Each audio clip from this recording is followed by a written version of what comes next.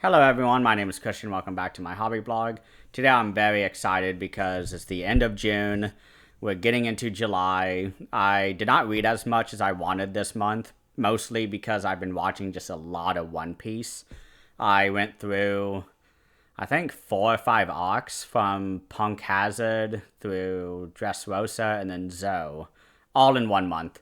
So I'm very happy with my progress with One Piece, and I'm very happy to have done so many videos too, and they all just go so well. Like, I'm always surprised by how many people enjoy my reviews and leave really nice comments, and especially with the discussion with Philip about all the way up through Fishman Island. That was such like a great response from everyone, and it just made me feel great, like, to be on YouTube. It was so nice to get that reception. But aside from One Piece, I've been watching a few movies. I only read about 3 or 4 books this month. But without further ado, let's just go into the books, and then I'll talk about movies. Movies, I will not really give any spoilers for anything for books and the movies, but movies, I'll probably just give a recommendation, yes or no, and just a basic kind of plot hook, so that there's no spoilers for those who don't want any. But for those who kind of want to know what the movies feel like or are similar to, then I'm happy to provide that as well. So in terms of books, the first book that I read this month, as all my books fall to the ground, is The Mountain and the Sea by Ray Naylor. I did a review on this and I kept forgetting to show it on the channel, but this was a book that I mostly was happy with. I was very disappointed actually by the difference in story because of the way that people pitched it to me. It was much different than what people said this book was about, but the book on its own, I think, is very much worth reading. I really enjoyed it, and look at that cover. It also looks amazing on the shelf. So if you're into sort of books about trying to communicate with other species, this is definitely for you. It's not very sci-fi. I thought it was going to be like a sci-fi book, but it wasn't. If you want to know more about my feelings on this book, please go watch my review, but I really enjoyed reading this by the pool, and it's definitely a great summer read. But the next book that I read was this book here, Janie Wertz's Curse of the Mist Wraith. I ended up not doing review for this because I didn't feel like I had a good enough grasp on what happened in the story, because there's so many things that happen in the story that I'm not exactly sure what happened. There's a lot of really interesting magic going on and really great characters. I think the characters was my favorite part of this book. I really enjoyed Artheron and also Lysair. I think Lysair is who I prefer. Well, Erathon is his name, and then Lysair, the Lord of Light. I think Lysair is a more interesting character to me to read about, but I think both of them together just give me so much to think about, and the world building is just incredible in this book. I really loved reading all about the history in this story, and also because this isn't really a linear story, it seems like to me. Please correct me if I'm wrong, but it really seemed like we were jumping back and forth through time, and I really enjoy that aspect of the series because the prologue starts in the far future where they're saying, okay, we finally have a linear history of what exactly happened during the Wars of Light and Shadow. And oh my gosh, like, there's so much to chew on in this book that I ended up not doing a review because I didn't feel equipped. And I'm really happy to say that I think this book ended up being an 8.5 for me. I was leaning towards 7.5, 8 out of 10 when I first finished it because I just did not know how to feel about the book.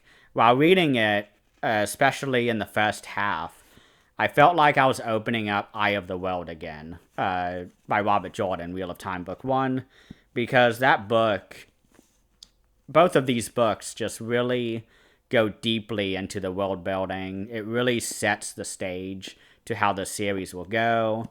There's a lot of mystery. There's a lot of weird stuff going on that you're not really sure what's going on. But the way that Janie's prose reads, it's such a, like, just music is such a incredible or important part of the series. And the way that her prose is, it feels almost musical, like the way that she is able to construct a sentence, and every word is sort of adding to the overall sort of picture. Like, the best way to describe it is that every word is very deliberate in order to exact the exact or to entail the exact emotion that Janie is trying to portray. And I just really enjoyed reading it, but I will say that it took me a long time to get through this book. It was like 2 weeks, I want to say, when it at most should have taken me a week for the amount of pages this has. It's about 800 pages, I believe. Well, no, it's about 700, just below 700 pages. And it took me a good amount of time to read it. And I loved it while reading it. But then after I finished it, I was like, oh no, like, not that much stuck to my head in terms of the story. A lot of different events happened that I can remember, but I don't remember it as a cohesive unit. So this is why I wanted to wait before giving my thoughts on this book, because I really enjoyed it. But I think on reread, the rating will climb a lot, because I was just sort of trying to get my feet under me in order to be able to read this and enjoy it, because this is really hard to understand. I don't want to say impossible, but it was very hard for me to sort of get the big picture of what is going on. And I'm happy to say that I am very happy with this book, and I will be continuing the series. So, more on that later. So, the other book that I read this month was this book here by John Gwynne. It is Shadow of the Gods. And I picked this up because I love the cover. I love that little guy on the little hump of rock facing down this giant dragon. So I loved this book, honestly. When I first finished it, I was feeling kind of half and half. I knew it was a 8.5, maybe even an 8 at the lowest. 8 is like great in my head in terms of the rating. 9 out of 10 is like, it's very special, and it just really hit me in the emotions. And I would say one of the storylines in this definitely made me feel a lot of emotions. I love that storyline the most, but the other storylines I was not as invested in. And I really enjoyed the mercenary group, the Bloodsworns, because not only is the whole series called, the Bloodsworn trilogy, but I really enjoyed sort of the different personalities in this group. And I really enjoyed the world building as well in this book, because you have these giant creatures that are actually gods on this earth. And all the gods are supposedly dead and they're extinct. And they cause this major apocalyptic, world-changing event when they all started fighting each other. And learning about those events was just so much fun. This is when the book was at its best. And we also have this character who I'm trying to remember the name of. But she was the mother. Orca is her name, yeah.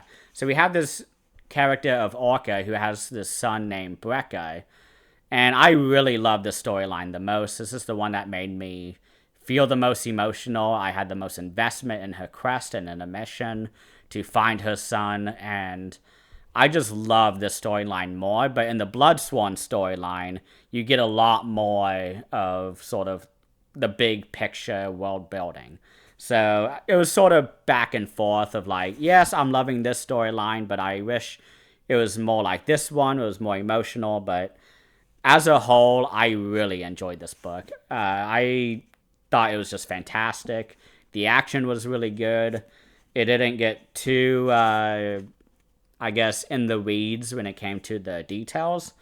But oh my gosh, like, so I've read Malice by John Gwynne, and that's book one of the Faithful and the Fallen, I believe the series is called.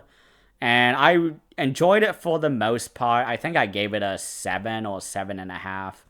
And I just was not feeling the series. I just didn't. The characters weren't that striking to me. The world building was fantastic. I mean, I'm a big world building type of guy, so a lot of fantasy is always has a big check for me when it comes to world building, because there's a lot of cool stuff that people come up with.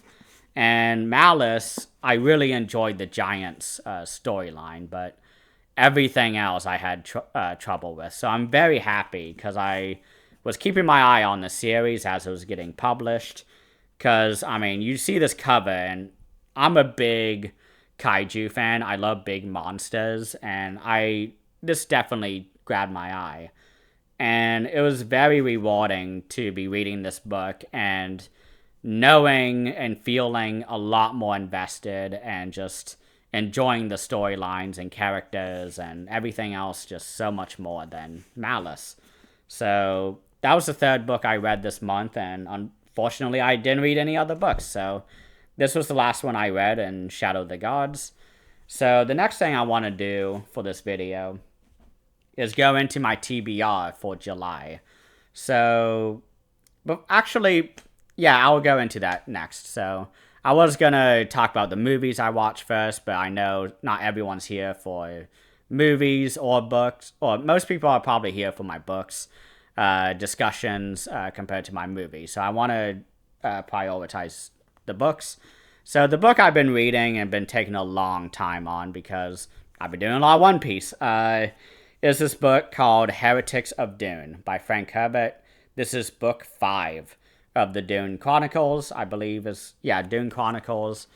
And this is a book that I need to go faster in. I'm going really slow, which is bad because from the intro of this book, I'm really enjoying sort of the movements and the story and the world, but I am definitely missing all of the characters that I have fallen in love with through the last 4 books, because there's really no one from the previous books who are on screen.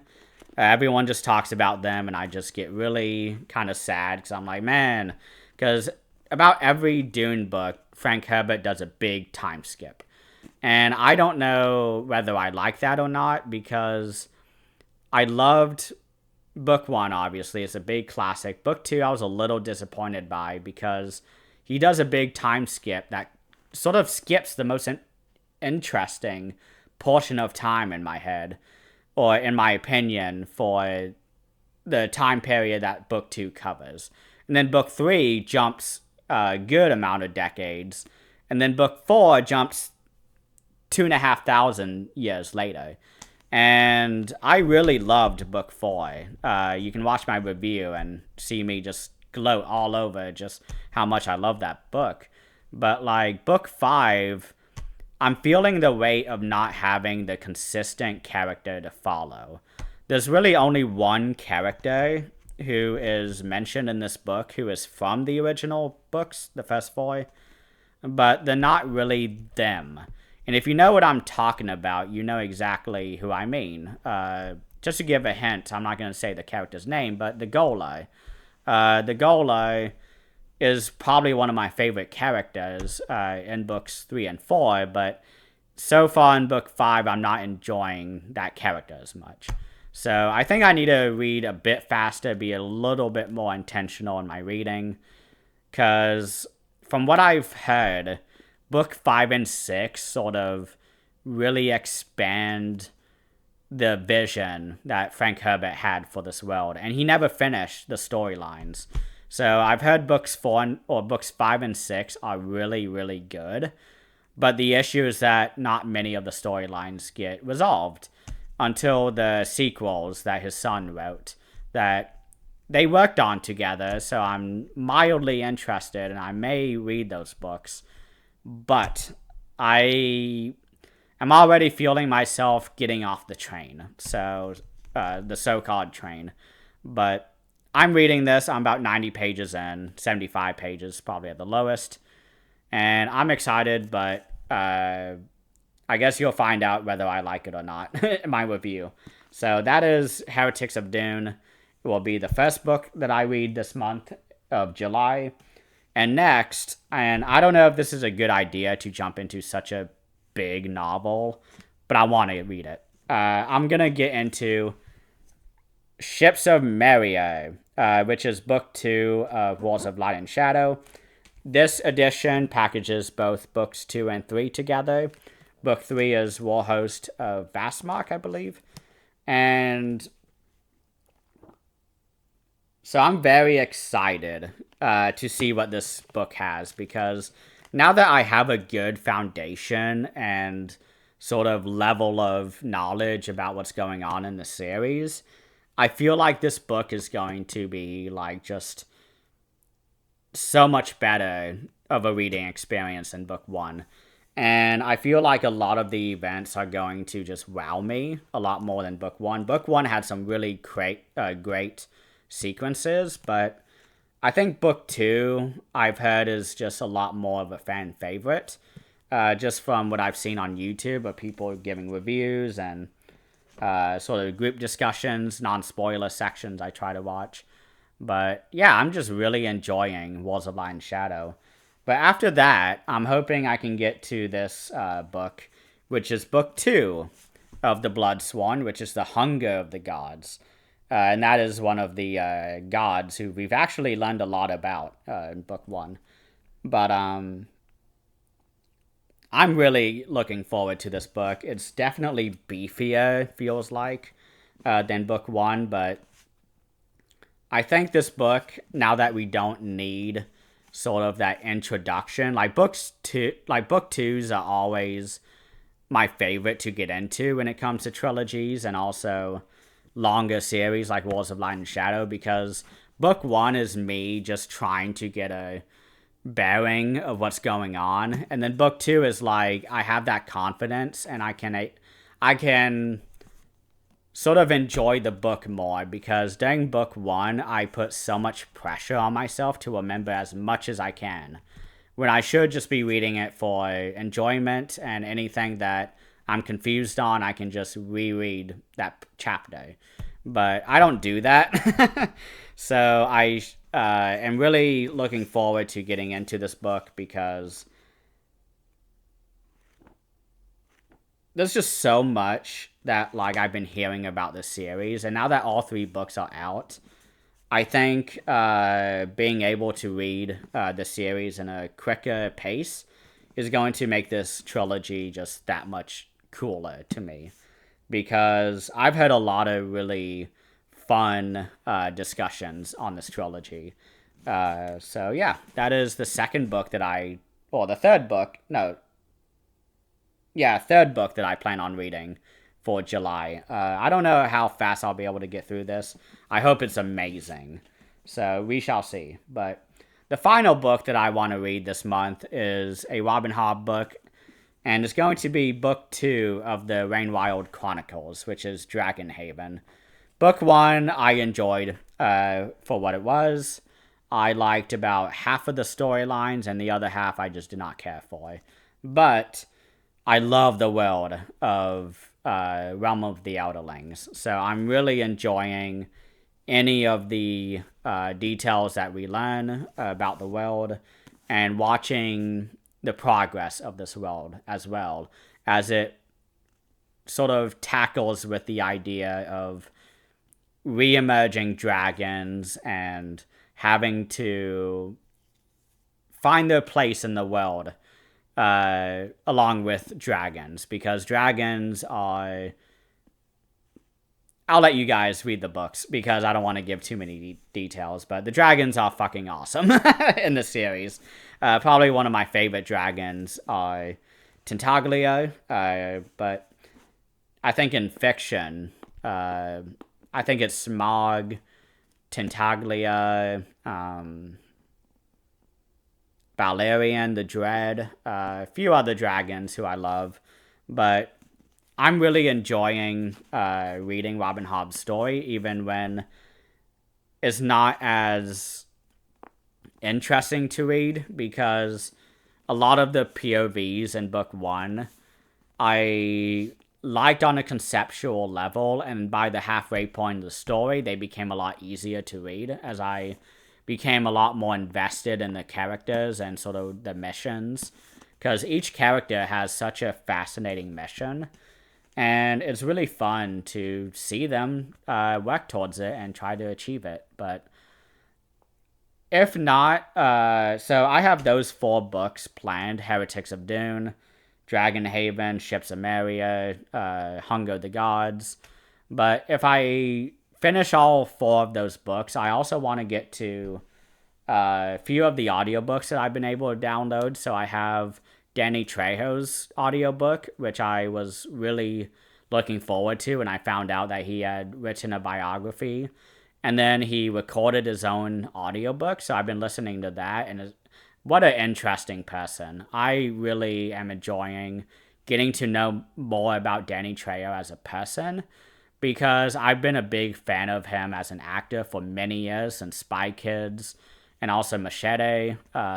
It's just so much fun reading and learning more about this really bigger than life actor, because he has gone through so many different experiences that I had no idea he's been through.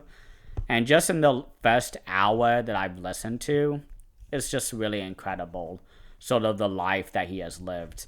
And I'm really happy that he even did an audiobook for this, because getting that author voice, who is such a famous person as well, like Danny Trejo. And I would say a lot of audiobooks that are biographies usually have the author do the audiobook as well, because I've also listened to Serge Tankian's autobiography, Down with the System. And I've also read I'm Glad My Mom Died, which was the Jeanette McCurdy audiobook, all about her experiences going through Hollywood and Disney Channel. And I'm trying to remember what other audiobooks I've read. But another audiobook that I want to get through for this month, not only Danny Trejo's, but also the one called Remain in Light, which is the Talking Heads biography that was done by the drummer Chris France, and also co-written by Tina Weymouth, who is the bassist for Talking Heads. She is the wife of the drummer, so they live together. They wrote this book together, and I'm really excited to get into that. I already have it in my library. I want to read it. I'm a huge Talking Heads fan. I want to one day get into more of the movie reviews that I used to do, because Talking Heads has this really amazing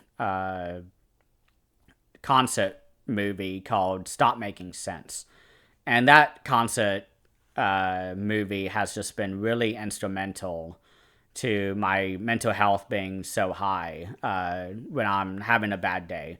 Talking Heads has always sort of been there as something that just makes me happy. They're just such a talented and interesting band, and I've been learning a few songs on bass as well. So it's a band I really much enjoy, but I want to know more about the band themselves. I've read David Byrne's biography, Bicycle Diaries, but he doesn't really talk about Talking Heads in that. But that one was really good. I read the print version of that. My coworker actually lent it to me. I really appreciated that. But I think that's about it when it comes to the books. So thank you all for watching, for those who like the books. And now I'm going to be going into the movies that I watched this month that I thought was worth mentioning and giving a short review on.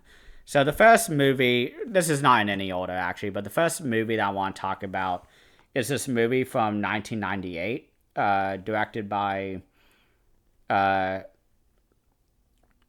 to make sure I have the director right, but Hu Xiaoshen, I believe is how you say his name, but it's the movie Flowers of Shanghai. I have the Criterion Collection edition, And this movie was really interesting because it takes place in a brothel during the early 1900s and late 1800s, and it's all about the prostitutes who work there.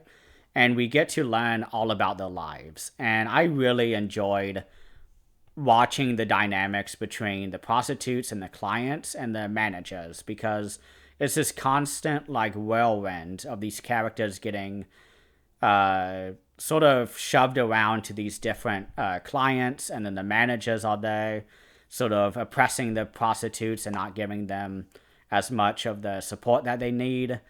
And it's really interesting to watch these characters moving within this environment, because most of it is lit by candles. So this is really amazing lighting, sort of similar to the one amazing movie by Stanley Kubrick.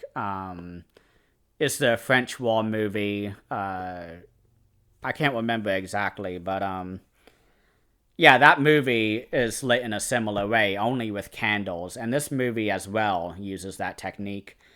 And it was really fascinating to sort of see this movie in such a interesting lighting, because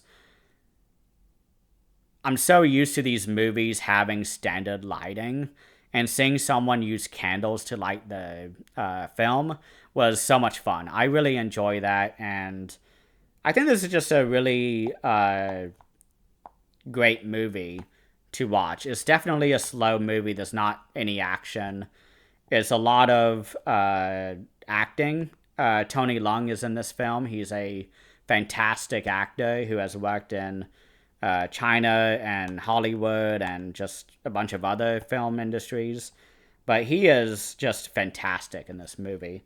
But yeah, so I watched Flowers of Shanghai. That was one of the movies I watched this month. I also watched this movie from 1971 called McCabe and Mrs. Miller, which is a Western type of movie about sort of like a store owner in the most remote parts of Montana, I believe, or the Pacific Northwest is sort of what's given. But this is another movie like Flowers in Shanghai, in that this is about a brothel, but this time in the American West and in the 1800s. So a lot of mountain men are in this movie. That's a really fascinating part. You also have a lot of religious figures as well. The Christian or the Presbyterian church is involved in this town. It's a really rough and tumble town as well. So you have a lot of renegade cowboys coming into town. And the main character of this movie, McCabe, he is trying to run a higher class brothel because he wants to make good money, and he doesn't want to deal with sort of the drudgery that a lot of these prostitute houses had to deal with in these days. And there's a really fascinating woman in this movie who works with the main character to make that happen. And that was such a fun dynamic between the two of them, because she is so straight to the point and calls him out on everything that he is wrong about, because originally he's not for this mission. He moves out there and just kind of is happy with his brothel, and he ends up being approached by her and being like, hey, like, you're a businessman, you're smart, like, you can be doing so much better than this. Give me the money that I need, and I will work for you, and I will take care of the girls and make sure that they are healthy, that they are happy, because all the other brothels that I've worked for, when that isn't happening, where the prostitutes are happy and actually have autonomy, then it's just a bad deal all around. And not only do you have this character, but you also have other characters who are very detrimental to our main character. And I just really love this. This is just a great, like, period piece of just people chewing the scenery and just really great scripts. and just great dialogues and speeches, and it was just really, really well done. Anyone who's into westerns should definitely watch this movie. It was just fantastic, directed by Robert Altman, who I believe I haven't really seen any other movies from, and he's such a great director in the movie sphere because so many people talk about him, but I actually haven't seen any of his movies. So just off of this movie alone, I need to see more. So what else did I watch this month? I also watched this fantastic trilogy. It wasn't just in June. I also watched it in May, but I finished the third movie this month, and I'm talking about the Apu trilogy, this is the Criterion edition. You can see the C on the spine. The movies in the set are called Path of Panchali. That is the most famous movie of this trilogy, but there's also Aparajido. And lastly, Apa Sansar. So Aparajido is my favorite of the three. That's the second one of the trilogy. And that one is all about a high school-aged Apu sort of dealing with the loss of his after the first film. And I really enjoyed watching him sort of working with his mother to achieve his goals, and also arguing with his mother because his mother is very much set in the traditional way of life, and they move to the big city in movie 2, and he sort of has this moment where he realizes that he can live outside of the tradition, and she and him have they butt heads a lot. They have a lot of arguments throughout this movie. And by the end of the movie, you are just filled with so much emotion and investment in these two characters. And by the end of the movie, especially with what happens at the end, it just made me cry a lot. Like, movie 1 made me cry because of what happens. But movie 2, especially watching it on Mother's Day weekend, it was just such a hard-hitting movie, and I really, really loved it. There's like a fly just attacking me right now, but this movie is just absolutely fantastic. Movie 1 I remember watching in a cult films class, and I thought I fell asleep during it because I just could never remember everything in the movie. Like, afterwards, I just remembered the ending so well because of how hard that it hit me. But I loved rewatching it because I realized I didn't forget everything. It was just, my brain just kept going to the end. And I had images in my head of the first, whatever, many percentage points of the movie. But I could never really remember the dialogue or the story. I just remembered shots. And this is such a beautiful movie. Trilogy as well. The cinematography is just really fantastic. But the third movie I wasn't as into, but I still think it's really fantastic. I gave the first movie a 4.5 out of 5. The second movie, I gave it a 5 out of 5. I just think it's a perfect movie. And Apa Sansar, movie 3, I gave it a 4 out of 5, I believe. I don't think I gave it 4.5, but it's still fucking just incredible. And I just dropped one of the movies I watched, so I guess I won't be talking about that one as much. But yeah, this is just a fantastic trilogy. If you haven't watched it, please go watch it.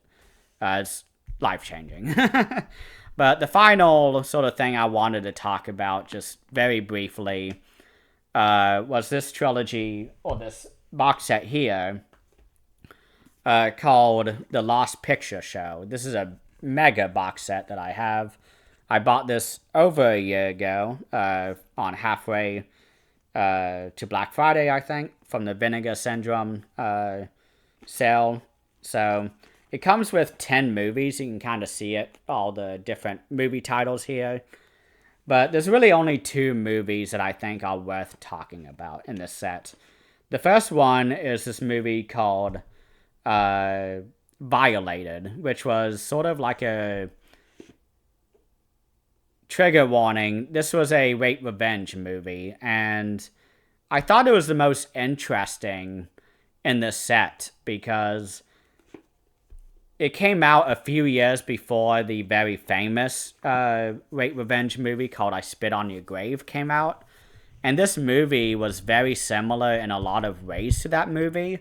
But the choices that they made in this movie compared to the choices that were made in the other movie, I Spit on Your Grave, was so fascinating to think about while watching it.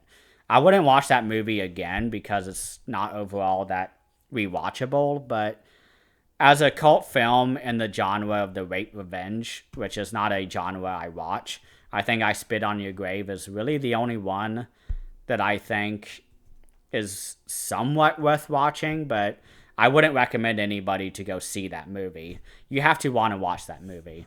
And there's not really many reasons to want to watch that, unless you're trying to watch all the most extreme movies and most infamous movies, because that's definitely an infamous movie. But the other movie that I really enjoyed out of this set, well, I wouldn't say I enjoyed Violated, but the movie that I actually enjoyed watching, that because Violated, I would say it was the most interesting, but I didn't have fun. I didn't like the movie watching it, but I thought it was very interesting. But the movie that I legitimately had a good time watching was this movie called The Rare Blue Apes of Cannibal Island, or Isle, which was a really weird musical. It's like a musical for kids, and it has these really fun characters in it because our main character, he's a boy who is transported to another world, and he keeps finding these really weird and sort of eccentric animal characters, and it was just fun to watch. Like, it was the most interesting out of all of the movies in this set, and it had songs that went awful, like, to listen to, but I don't know. This set was very disappointing, and I was really sad that there was only 2 movies that I could even finish, because almost all of the movies on this set that I didn't already talk about, the 2, all of them I ended up having to stop watching by the halfway point because I was just so bored. I just did not care at all about any of it. It was so bad. I just did not enjoy it whatsoever. So, unfortunately, the movie's out of reach, so I'm not going to talk about it. It's not that interesting to begin with, but thank you all so much for watching. My plan for next week is to talk a lot more about sort of... I'm not sure what I'll talk about. I'll go into that when I actually decide what I want to talk about, but considering that this is the month wrap-up, I wanted to talk about everything. So books, movies, and stuff. I think next week's weekly update will probably be a lot more movie-focused. I haven't decided. I'll definitely try to finish Heretics of Dune before that. That way I have a book review, or a book that I can review for the video. So thank you all so much for watching, and I really hope you guys had fun watching this.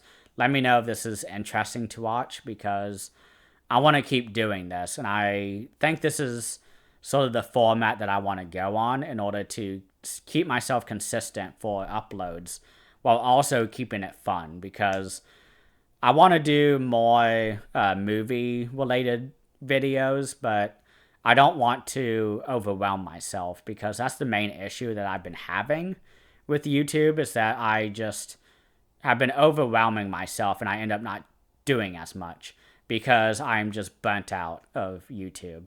So aside from that, there's really nothing else to talk about. So thank you all so much for watching, and please have a great rest of the day.